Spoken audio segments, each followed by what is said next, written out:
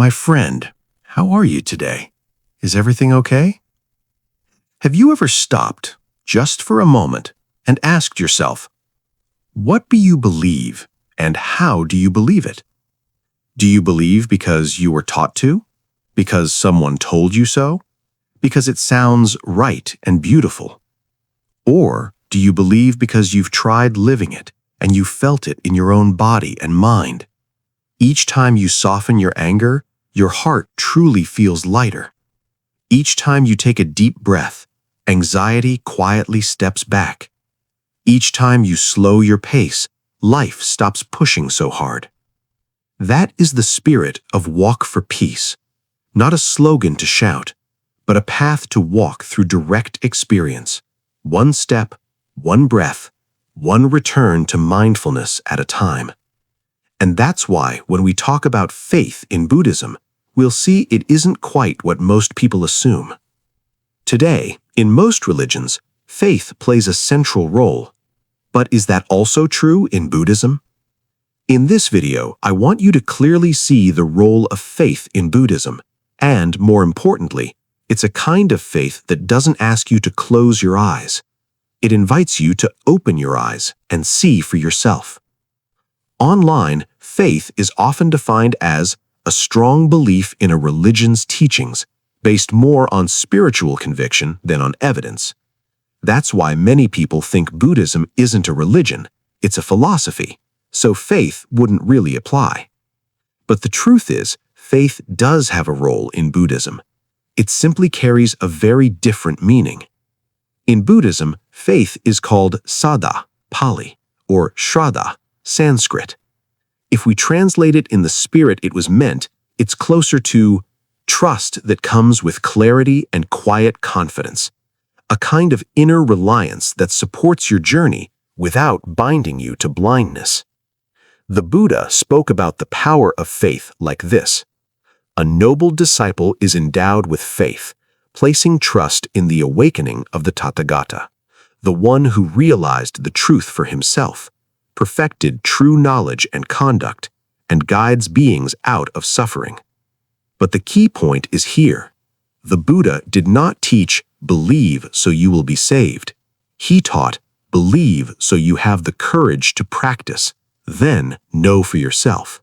Walk for Peace is saying the very same thing. Those footsteps across America aren't meant to prove anything with words. They don't argue to win. They don't require you to believe right away. They simply walk and invite you to look deeply. If a person can walk in silence, holding a heart free from hatred, free from competition, could peace be real? Walk for Peace reminds us the most beautiful faith isn't found in the sentence, I believe. It's found in action. I try living what is wholesome, and I see that it's real. The Buddha also made a clear distinction between two kinds of belief. One is blind belief, belief with no roots. In common explanations, it's belief not grounded in experience, not grounded in contemplation. We believe out of fear, dependence, or the need to cling. But the faith the Buddha praised is a confidence born from practice, from personal discovery, from direct understanding. In other words, Buddhist faith is a light that gradually grows, not an on-off switch, but a lamp you keep lighting day by day through your own life. The Buddha also made a clear distinction between two kinds of belief. One is blind belief, belief with no roots. In common explanations, it's belief not grounded in experience, not grounded in contemplation. We believe out of fear, dependence, or the need to cling. But the faith the Buddha praised is a confidence born from practice, from personal discovery, from direct understanding.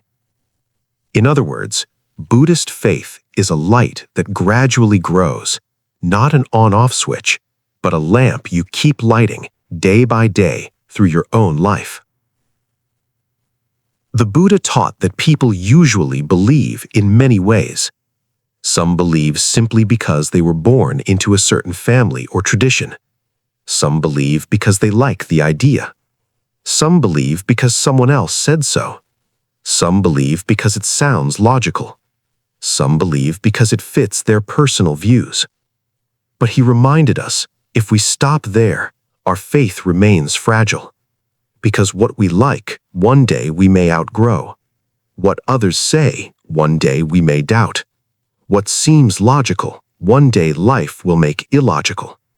Only one thing makes faith steady. You practiced and you saw. Imagine you and I are standing in darkness. Suddenly, lightning flashes.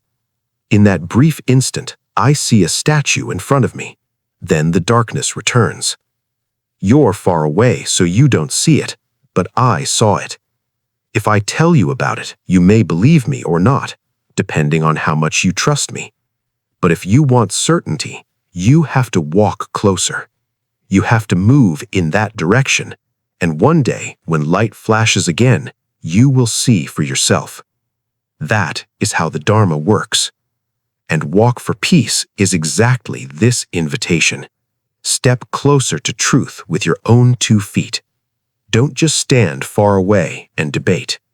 So, what does it mean to practice in order to build faith in Buddhism? The Buddha once compared faith to a seed, but for a seed to sprout, it needs many conditions. If you plant a seed but never water it, it won't sprout. If you water it but the soil is polluted, it struggles to live. If there's rain but no sunlight, the plant grows weak.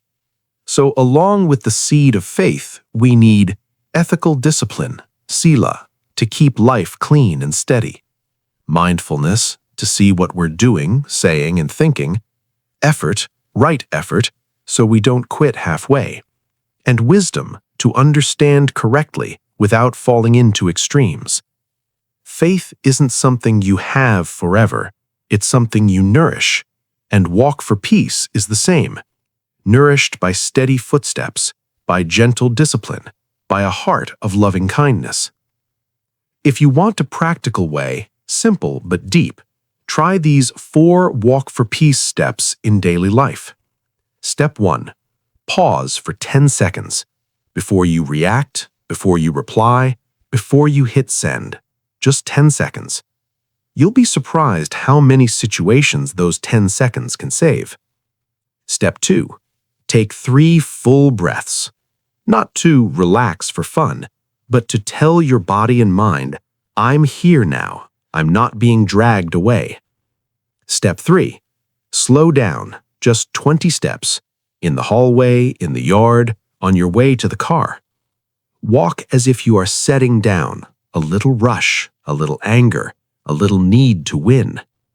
And step 4, verify by the result. After those 20 steps, what is your mind like? Is it lighter? Clearer? Less likely to want to hurt someone? If yes, that is faith through experience. No one can force it into you. You create it. And here is the biggest lesson. Buddhism allows you to question. It allows you to doubt. It allows you to verify. Faith in Buddhism is not no doubt allowed. It's, if you doubt, practice, so the answer becomes clear. Walk for peace is the same. It doesn't force you to believe a story. It invites you to try a way of living. Less harm to yourself, less harm to others, more mindfulness, more compassion. You don't have to believe everything today. Just try and look at the results. If someone offers you an idea, the Buddha taught, don't rush to believe. Reflect, contemplate, bring it into your life. Then decide what you truly trust. So when you hear the word faith, remember, in Buddhism, faith is not a lock that shuts down wisdom. It is the hands that open the door into practice. Faith is the seed, but mindfulness, ethics, wisdom, and steady effort, these are the rain and sunlight that help that seed grow into a tree of peace. I invite you, Walk with the spirit of Walk for Peace, a little each day, one step at a time, and one honest verification in your own heart. And when peace truly begins to sprout, you won't need anyone to convince you anymore. You will know. Namo Buddha.